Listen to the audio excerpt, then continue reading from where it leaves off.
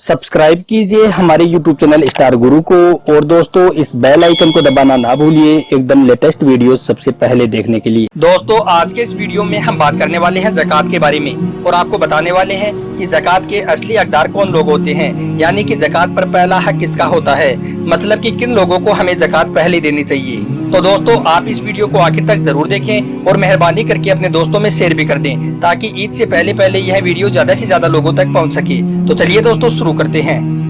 दोस्तों सबसे पहले बात करते हैं कि ज़कात क्या है। अल्लाह की रजा के लिए अपने माल में से एक हिस्सा जो शरीयत ने तय किया है उसका मुसलमान फकीर यानी कि किसी जरूरतमंद को मालिक बना देना ही ज़कात कहलाता है।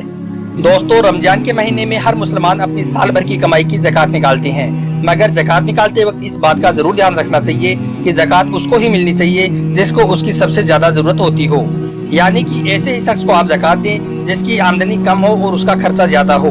अब काफी लोगों को ये कंफ्यूजन रहती है कि ज़कात पर सबसे पहले हक किसका होता है, यानी कि हम किन लोगों को ज़कात पहले दें। तो दोस्तों ऐसे लोगों को हम बताना चाहते हैं कि कुरान पाक में 7 ऐसे लोगों का जिक्र आया है जो ज़कात के असली हकदार होते हैं, यानी कि ज़कात पर इन 7 लोगों का हक पहले होता है। इन लोगों को ज़कात देना ही बेहतर होता है। नंबर 1 फकीर। दोस्तों ज़कात पर सबसे पहला हक होता है फकीर का।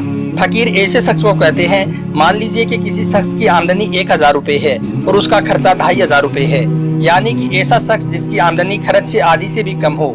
तो दोस्तों ऐसे शख्स की हमें 1500 रुपए तक की ज़कात देकर मदद कर देनी चाहिए, यानी कि ज़कात पर ऐसे शख्स का सबसे पहले हक होता है। नंबर 2 मिस्कीन यानी कि गरीब।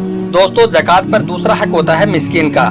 मिस्कीन ऐसे शख्स को कहते हैं जो फकीर से थोड़ा अमीर होता है, यानी कि मिस्कीन ऐसा शख्स होता है, मान लीजिए कि अगर किसी शख्स की आमदनी 1000 रुपए है और उसका खर्च 1500 रुपए है, यानी कि ऐसा शख्स जिसकी आमदनी खर्च से आधी से ज्यादा हो, तो ऐसा शख्स मिस्कीन होता है और ऐसे शख्स की हमें 500 रुपए तक की ज़कात से मदद कर देनी चाहिए। नंबर 3 तारिके कल्ब। दोस्तों ज़कात पर तीसरा हक होता है तारिके कल्ब का। अब कुछ भाई पूछेंगे कि ये तारिके कल्ब क्या होता है, तो उनको हम बताना चाहते हैं कि तारिके कल्ब ऐसे शख्स को कहते हैं जो ज़कात की वसूली करते हैं और उसको फिर वो दीन की खिदमत में खर्च करते हैं, जैसे कि मदरसों में मस्जिद के काम में ज़कात के पैसों को खर्च करते हैं। ऐसे लोगों को तारिके कल्ब कहते हैं और ऐसे लोगों को भी ज़कात देना बेहतर होता है, इसलिए आप ऐसे लोगों को भी ज़कात दे सकते हैं। नंबर 4 गुलाम आज़ाद कराने में। दोस्तों ज़कात पर चौथा हक होता है गुलाम का, यानी कि आप अपने ज़कात को ऐसे गुलामों पर खर्च कर सकते हैं जो कहीं पर फंसे हुए होते हैं। आप ऐसे गुलामों को छुड़ाने में ज़कात को खर्च कर सकते हैं, यानी कि आप ऐसे गुलामों को ज़कात के पैसों से खरीदिए और उसे फिर आज़ाद कर दीजिए। मगर दोस्तों अब आपको मालूम है कि हाल ही में गुलाम नहीं बचे हैं, ऐसे में अब आप अपने ज़कात के पैसों से ऐसे कैदियों को रिहा करवा सकते हैं जो किसी झूठे केस में फंस चुके हैं या जिनको काफी अरसा हो गया हो और वो जेल से बाहर आने के लिए तड़प रहे हैं, मगर वो अपनी माली मजबूरी की वजह से जेल से बाहर नहीं आ पा रहे हैं। तो ऐसे लोगों की आप ज़कात से मदद कर सकते हैं। नंबर 5 कर्जदार का कर्ज अदा करने में। दोस्तों ज़कात पर 5वां हक होता है कर्जदार का, यानी कि आप अपनी ज़कात का इस्तेमाल किसी ऐसे मुसलमान पर भी खर्च कर सकते हैं जो कर्ज के बोझ तले दबा हुआ है और उसको अपना कर्ज चुकाने की कहीं से भी कोई उम्मीद नहीं दिख रही है। यानी कि दोस्तों अगर कोई मुसलमान कर्जदार है तो आप उसका कर्ज चुकाने में अपनी ज़कात के पैसों का इस्तेमाल कर सकते हैं। ऐसे शख्स को आप उसके हाथ में पैसे देकर या फिर आप डायरेक्ट उसका कर्ज चुकाकर भी अपनी ज़कात की अदायगी कर सकते हैं। नंबर 6 अल्लाह की राह में।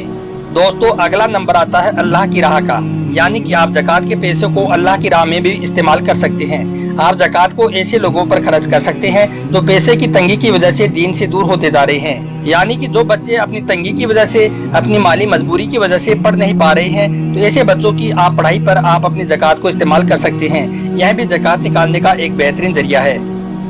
नंबर 7 मुसाफिर की मदद में। दोस्तों ज़कात पर 7वां हक होता है मुसाफिर का। अब आप कहेंगे कि मुसाफिर कैसा, तो दोस्तों मान लीजिए कि आपके पास बहुत सारा पैसा है और आप कहीं सफर पर जा रहे हैं, लेकिन जब आप अपने शहर से बाहर निकल जाते हैं, अपने घर से काफी दूर चले जाते हैं और वहां पर आपके पैसों को कोई निकाल लेता है, यानी कि चोरी कर लेता है, तो अब आपके पास कुछ भी नहीं बचा है, आपके सारे के सारे पैसे निकल गए हैं। अब आप वहां से वापस कैसे आएंगे? ऐसे मौके पर एक मुसलमान का फर्ज बनता है कि वो ऐसे शख्स की मदद कर दे और उसको वापस घर आने तक का बंदोबस्त कर दे और ऐसे शख्स की ज़कात के पैसों से आप मदद कर दें।